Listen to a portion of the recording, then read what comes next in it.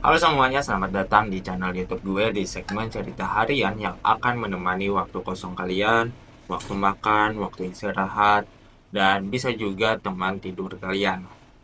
Perkenalkan, nama gue Hafiz Ihadin. Di YouTube ini tujuan gue sebenarnya 80% bukan untuk menghibur kalian, tapi untuk gue yang belajar memulai membangun personal branding. Dan kalian lihat, gue sama sekali nggak memiliki profil sama sekali. Oleh karena itu gue mau membangun itu di channel ini. Dan alasan kedua kenapa gue membangun channel ini karena gue cari duit, Pak. Dan kalian tahu kalau di dunia pelajar sangat sulit memanajemenkan waktu belajar sambil kerja, dan itu berbagai alasannya. Ada itu alasan dari atasan yang minta stay dari jam segini sampai segini. Ada juga yang sambil bantu orang tua berdagang ke sawah, ngelaut, cari ikan, dan lain-lain. Buat kalian yang bisa dua hal ini, kalian keren dan wajib diacungi jempol. Dan gue berharap kalian bisa dong bantu aku dengan subscribe channel ini. Kalau bisa, share ke teman kalian agar gue makin bersemangat membangun channel ini dan memperbaiki semua kekurangan gue. Kali ini gue mau cerita pendek asli dari Indonesia karangan A.A. Napis yang berjudul Robohnya Surau Kami. Yang masa itu dirilis di majalah 1955. Dan cerita ini pada masanya tahun 1992 pernah mendapatkan penghargaan She Read Award. Gimana ya pembacanya, kira-kira begitulah. Dan sampai sekarang 2025 cerita ini masih fenomenal, banyak yang baca. Buktinya sekarang gue ceritain ini. Oke, langsung saja kita ke ceritanya dan selamat mendengarkan. Jadi, di cerita ini memiliki tiga tokoh yang akan diceritakan. Pertama, kakek seorang gadis penjaga surau yang taat beribadah. Kedua, Aju Sidi, seorang pendongeng handal. Dan uniknya, cerita Aju Sidi ini sangat disukai oleh orang kampung. Karena cerita Aju Sidi ini sangat relate sama orang di kampung. Sangat persis wartaknya orang yang ia ceritain. Dan ini jadi sindiran dengan gaya cerita. Dan Aju Sidi juga seorang pekerja di kota. Dan ketiga, Soleh. Saleh. Ya, sesuai namanya, seorang taat agama yang akan diceritakan Aju Sidi ke kakek. Yang membuat kakek ini frustasi dan menggorok lehernya gara-gara cerita Aju Sidi ini. Jadi langsung aja kita ke ceritanya tanpa banyak basa-basi, ya kan? Gue tahu waktu kalian itu sangat berharga. Jadi diceritakan di suatu kampung ada seorang kakek menjaga surau. Kakek ini juga memiliki keahlian sebagai seorang pengasah pisau dan gunting. Dan seringkali ibu rumah tangga yang meminta bantuan mengasah pisaunya dan memberi makan kakek sebagai rasa terima kasih. Dan ada juga cuma mengucapkan terima kasih saja. Dan kakek ini orangnya sangatlah baik dan dia tidak mengharapkan imbalan sepersen pun dalam membantu. Suatu waktu, saat Ajusidi libur bekerja, Ajusidi ini mampir ke surau untuk meminta bantuan mengasahkan pisaunya. Dan di surau banyak sekali pisau, kaleng susu, dan alat cukur yang berserakan. Di sini Ajusidi meminta bantuan kepada kakek, minta asahkan pisau, dan ngobrol bercerita dengan kakek. Jadi dicerita Ajusidi dengan kakek, asik nih, bercerita dalam sebuah cerita. Pada suatu waktu, kata Haji Sidik, setelah kematian di akhirat, Tuhan memeriksa orang-orang yang sudah meninggal. Para malaikat bertugas di sampingnya. Di tengah mereka tergenggam catatan dosa dan pahala manusia. Dan di antara orang-orang yang diperiksa, itu ada seorang yang bernama Haji Saleh. Haji Saleh ini tersenyum karena ia sudah begitu yakin akan masuk ke dalam surga. Ketika melihat orang-orang yang masuk neraka, bibirnya tersenyum seakan-akan mau bilang, Huh, masuk neraka.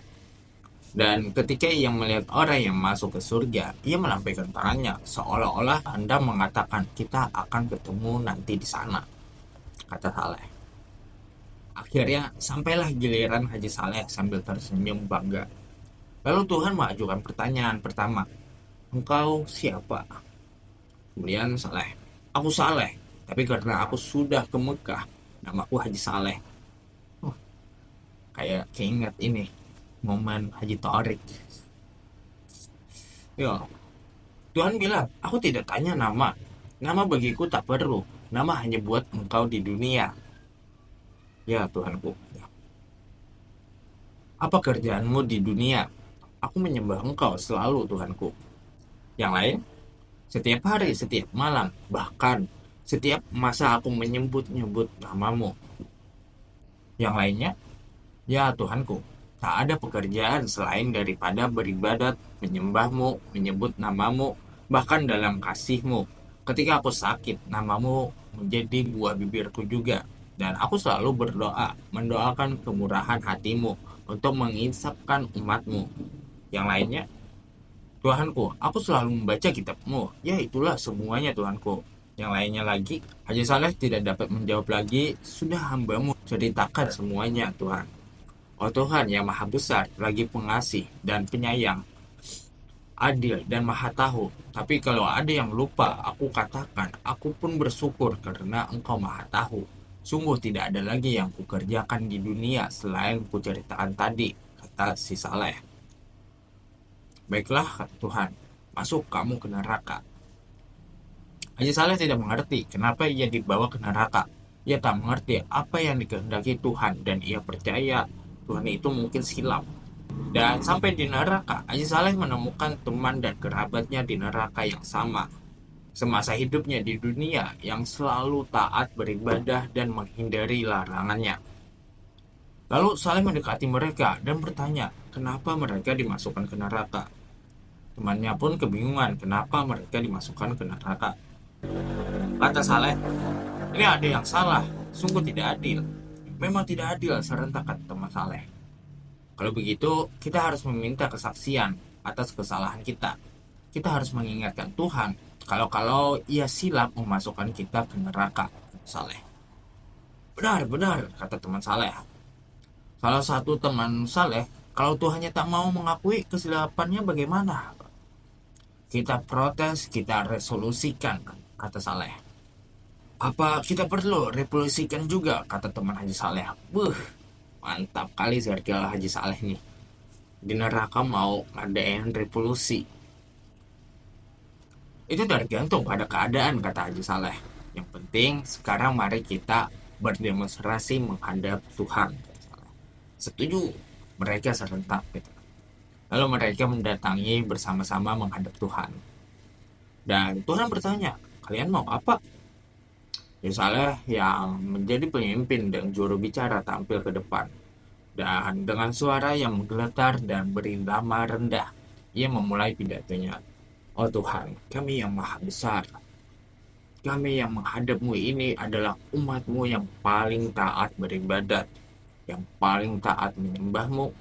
Kamilah orang-orang yang selalu menyebut namamu, memuji-muji kebesaranmu, mempropaganda keadilanmu, dan lain-lain. Kitabmu kami hafal di luar kepala. Tak sesaat sedikit pun kami membacanya, akan tetapi Tuhanku, yang maha kuasa, setelah kami engkau panggil kemari, engkau memasukkan kami ke neraka. Maka sebelum terjadi hal-hal yang tak diinginkan, maka di sini atas nama orang-orang yang cinta padamu, kami menuntut agar hukuman yang kau jatuhkan kepada kami ke surga, sebagaimana yang engkau janjikan dalam kitabmu. Tadi Saleh pidatonya. Tuhan bertanya, kalian di dunia tinggal di mana? Tanya Tuhan. Kami ini adalah umatmu yang tinggal di Indonesia, Tuhanku. Oh, di negeri yang tanahnya subur itu. Ya, benar itu Tuhanku. Tanah yang maha kaya raya, penuh oleh logam, minyak, dan berbagai bahan tambang lainnya. Dan di negeri itu, di mana tanahnya begitu subur sehingga tanaman tumbuh tanpa ditanam. Benar-benar itu negeri kami ya Tuhan. Di negeri di mana penduduknya sendiri melarat. Ya, ya, itu dia negeri kami. Negeri yang lama diperbudak oleh negara lain. Dan hasil tanahmu, mereka yang mengambilnya dan diangkut ke negerinya, bukan? Benar, Tuanku. Hingga kami tak mendapat apa-apa lagi. Sungguh laknat mereka itu. Di negeri yang selalu kacau itu, hingga kamu dengan kamu selalu berkelahi. Sedangkan hasil tanahmu orang lain juga yang mengambilnya, bukan? Benar, Tuanku. Tapi bagi kami soal harta, benda itu kami tak mau tahu. Yang penting bagi kami ialah menyembah dan memuji Engkau, kata Haji Saleh. Kau rela tetap melarat, bukan? Kata Tuhan. Benar, kami rela sekali, Tuhanku. Karena kerelaanmu itu, anak cucumu tetap juga melarat, bukan? Benar, anak cucu kami itu melarat, kata Haji Saleh. Tapi mereka semua pintar mengaji, kitabmu mereka hafal di luar kepala. Kemudian kata Tuhan, kenapa engkau biarkan dirimu melarat hingga anak cucumu teraniaya semuanya? Sedangkan harta bendamu kubiarkan orang lain mengambilnya untuk anak cucu mereka. Dan engkau lebih suka berkelahi antara kamu sendiri, saling menipu dan saling memeras. Aku beri kau negara yang kaya raya, tapi kau malas. Kau lebih suka beribadat saja, karena beribadah tidak mengeluarkan keringat, tidak membanting tulang, sedangkan aku tidak menyuruh engkau semua beramal. Kalau engkau miskin, engkau kira aku ini suka pujian, mabuk disembah saja? Tidak, kata Tuhan. Kamu semua mesti masuk neraka. Hai malaikat, halaulah mereka ini kembali ke neraka. Semua menjadi pucat, tak berani berkata apa-apa lagi, tapi Haji Saleh ingin juga kepastiannya. Apakah yang akan dikerjakannya di dunia itu salah atau benar? Tapi ia tak berani bertanya kepada Tuhan. Ia bertanya saja kepada malaikat yang menggiring mereka ke neraka. Kemudian kata Haji Saleh, salahkah menurut pendapatmu kalau kami menyembah Tuhan di dunia? Tanya Haji Saleh. Kemudian malaikat menjawab, tidak. Kesalahan engkau karena engkau terlalu mementingkan dirimu sendiri. Kau takut masuk neraka. Karena itu kau taat sembahyang. Tapi engkau melupakan kehidupan kaummu sendiri. Melupakan kehidupan anak istrimu sendiri. Sehingga mereka itu kucar-kacir selamanya. Inilah kesalahanmu yang terbesar. Terlalu egoistis. Padahal engkau di dunia berkaum, bersaudara semuanya. Tapi engkau tak memperdulikan mereka sedikit pun, sehingga sengsara. Demikianlah cerita Aju Sidik kepada kakek. Setelah mendengar cerita Aju Sidik, kakek pun 2 hari dilema frustasi dengan cerita Aju Sidik, dan keesokan paginya kakek mengakhiri hidupnya dengan menggorok lehernya. Dan saat pemakaman kakek, Aju Sidik tidak ada di pemakaman karena sibuk bekerja. Dan berakhirlah cerita robohnya surau kami. Jadi di cerita ini kita diajarkan kehidupan kita tidak hanya fokus pada ibadah ritual seperti sholat dan zikir. Namun jangan mengabaikan kewajiban sosial seperti bekerja. Dan cara berpikir yang terlalu menyerahkan segala hal pada Tuhan tanpa usaha itu salah.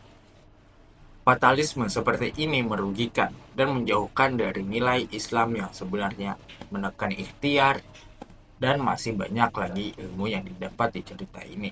Saran gue sih, kalau kalian ada waktu kosong, sebaiknya baca cerita ini lebih lengkapnya. Oke, sekian dari video kali ini. Jangan lupa subscribe dan like video ini jika kalian suka. Jika kalian ada rekomendasi cerita, tulis aja di kolom komentar, dan see you next video.